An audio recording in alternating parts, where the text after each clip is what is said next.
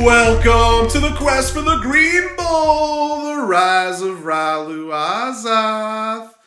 We are now at the penultimate week of the regular season. 2 of the 6 playoff spots are secured. The number 1 overall seed is clinched too, but there's a lot to play for, with these final weeks of the regular season being essential playoff games for several teams. Odds are that the playoff race will go down to the final week, as there are still plenty of scenarios with multiple team tiebreaker possibilities. And in our next we will get a matchup where the final division title could be won or put into limbo. And we have one team still fighting for their playoff lives. That's right, this is a Ganymede battle, with first place 8-4 multiple scoregasms traveling to the 6-6 defending champion. Remember the Titans at the Polar Caps of Athanasiou. But before we get into this matchup, I was told that there is some important information that Tsitak wants to tell us about. There was an ancient power given by the dream priests long ago. A medallion known as Wainaglui, translated roughly into Control Gate. This medallion was forged by the elders to be used in the Order of Light, but it was a power that was difficult for anyone to resist.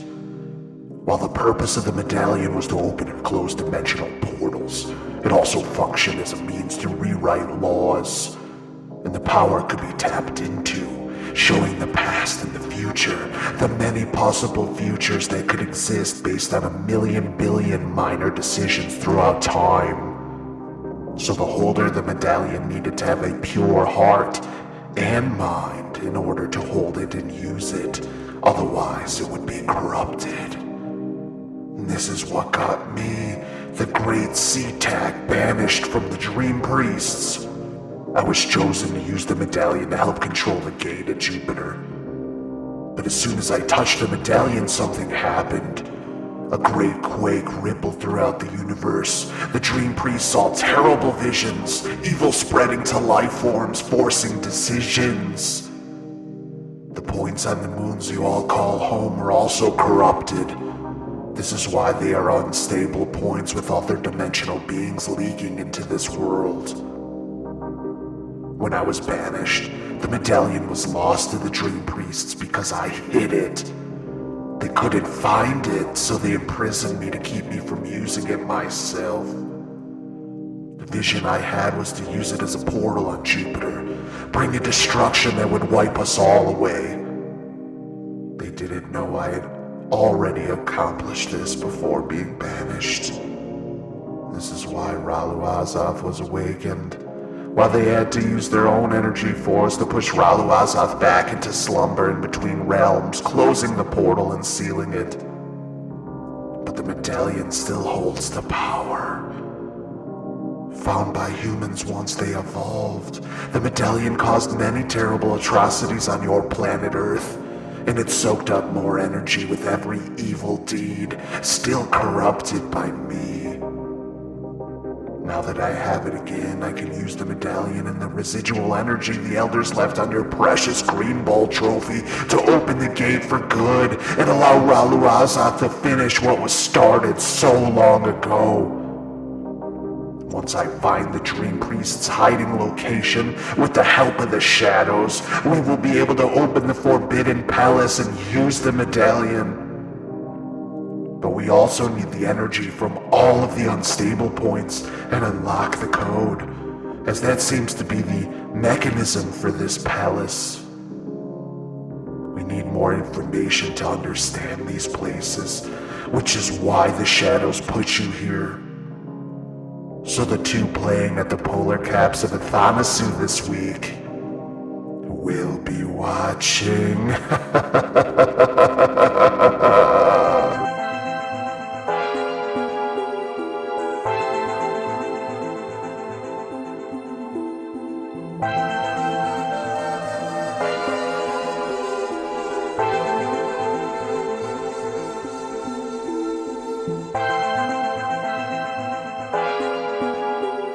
Computers say this one's going to be a 50-50 toss-up, which makes it very interesting to project.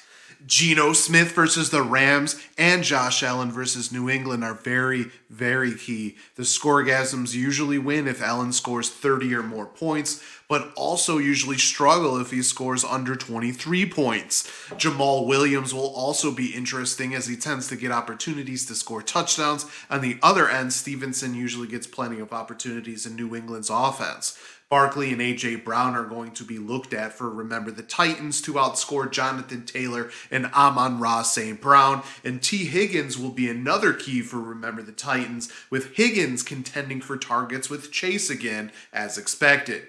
Dawson Knox versus Everett at tight end is all about who scores, but the Scoregasms do have the clear advantage at defense with the Seahawks against the terrible Rams, though the Jets are overall a way better defense than Seattle, which struggles against the run. There are two players whom I think could be match winners here, though. For the visiting Scoregasms, I'm turning to running back Dameon Pierce. Pierce went on a huge run from week 3 to week 10. He scored 4 touchdowns and had 792 total yards during that stretch. But in the last 2 weeks, he has disappeared out of nowhere with just 33 total yards and no scores with just 20 touches. What's wrong with Pierce? What's going on? Some have believed he's hitting the rookie wall with his 180 carries, already way more than any season in college. In fact, he never had more than 127 touches at Florida. You also have to look at the last 2 games, though. Both Washington and Miami are actually solid against the run in fantasy. Washington has allowed the 11th fewest points to running backs, which is 4 touchdowns allowed on the ground, and they have played better lately as well. Miami has allowed 9 rushing touchdowns, but just 721 yards on the ground, which means they've allowed the 8th fewest points to running backs. Plus, Miami was up big early last week, meaning Pierce might have been saved and taken out of the game plan for the rest of it. During his good stretch, Pierce played teams like Chicago, Jacksonville, Las Vegas, and the Chargers, which are all some of the worst teams against the run. And this week he gets Cleveland, which has allowed the 4th most points to running backs, including 13 touchdowns on the ground. Yeah, that's right, 13 touchdowns. If the Scoregasms gets a Pierce game that mirrors weeks 3 to 10, then that could be a big help to clinching Ganymede and keeping pace for that first round bye. But if Pierce from the last 2 weeks returns, then the Scoregasms might be hitting a wall when it comes to not just getting a first round bye, but wrapping up the division title as well. For the defending champion, Remember the Titans, I'm turning to rookie wide receiver Garrett Wilson. Wilson, of course, has shown flashes this season, and each time it wasn't with Zach Wilson under center. In week 2, when Wilson had 102 yards and 2 touchdowns, it was Joe Flacco throwing to him. Last week, when he had 95 yards and 2 scores, it was Mike White. White is going to be the starter again in week 13, and Wilson hopes to keep the good times going. He gets a Minnesota Vikings defense that has allowed the 5th most points to wide receivers. That's 2,173 yards and 9 touchdowns. But for Wilson, has it really just been the quarterback change? Or is that just a coincidence? It's hard to ignore the bad times, too. He had under 30 yards in 4 of his last 6 games, including one with just 8 yards, and another game with only 12 yards. Zach Wilson does struggle mightily, though. But the Jets also lost running back Breece Hall, the rookie phenom, for the season, and haven't really had a consistent run game since, going with players from the practice squad last week, actually. The Vikings aren't the best secondary, but will Mike White continue to have as much success against them as he did against the Bears?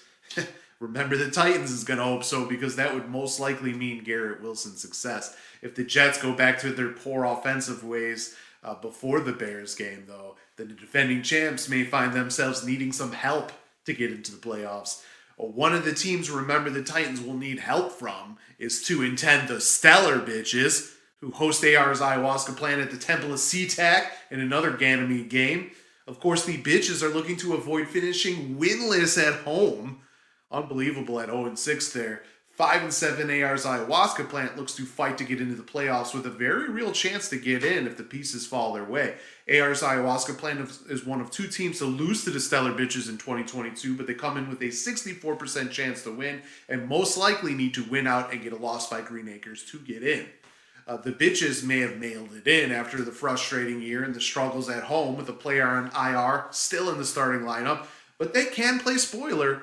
Prescott versus Aaron Rodgers, if healthy, or Brady will be key. Of course, Derrick Henry versus Aaron Jones is always key for the Stellar Bitches.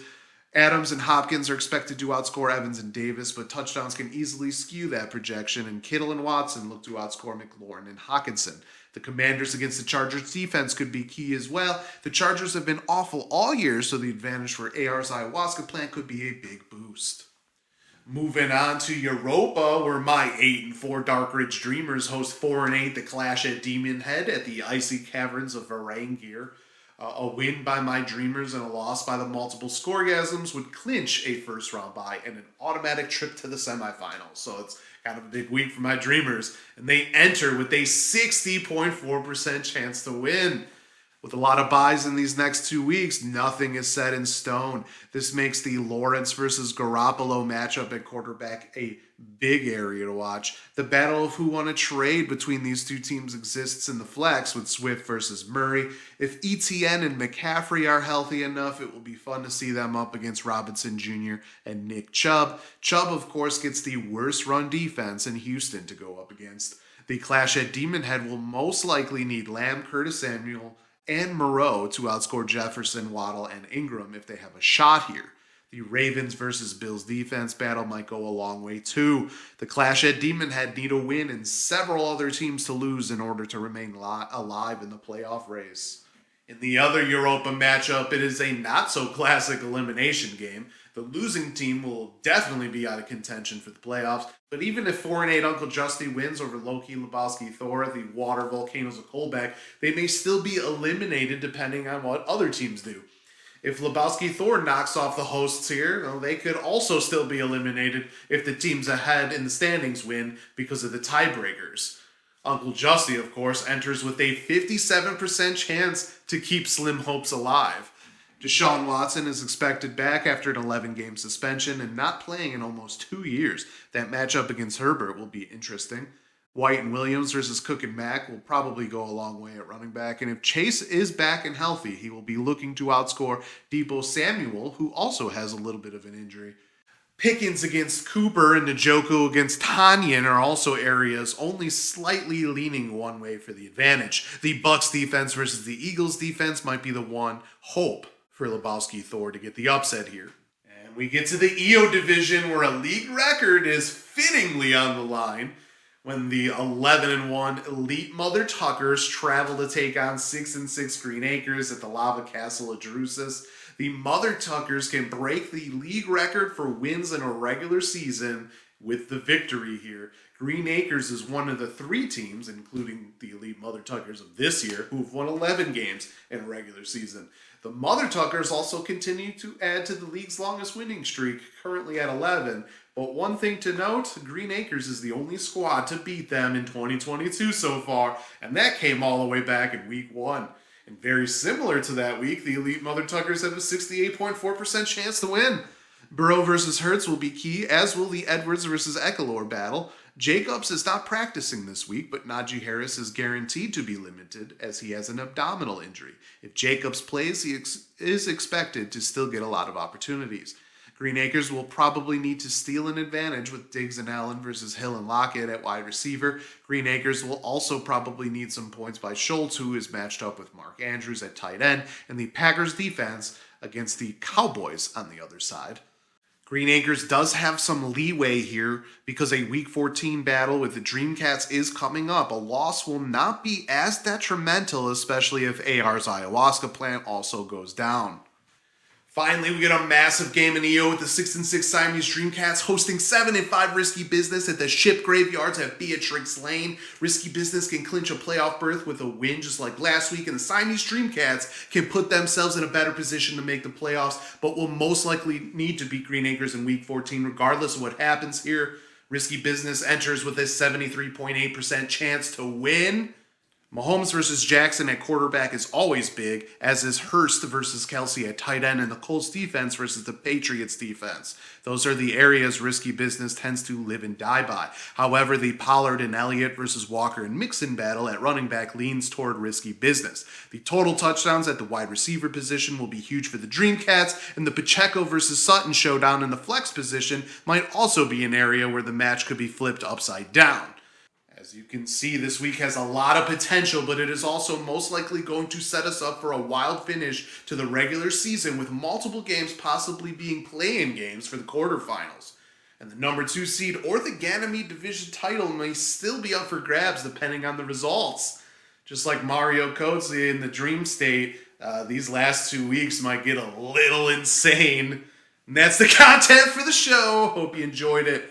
Join me Sunday when Green Acres will be joining us to discuss his Game of the Week win and his thoughts on being in the thick of the playoff race. Till next time, salut, and check out the updated standings before you go.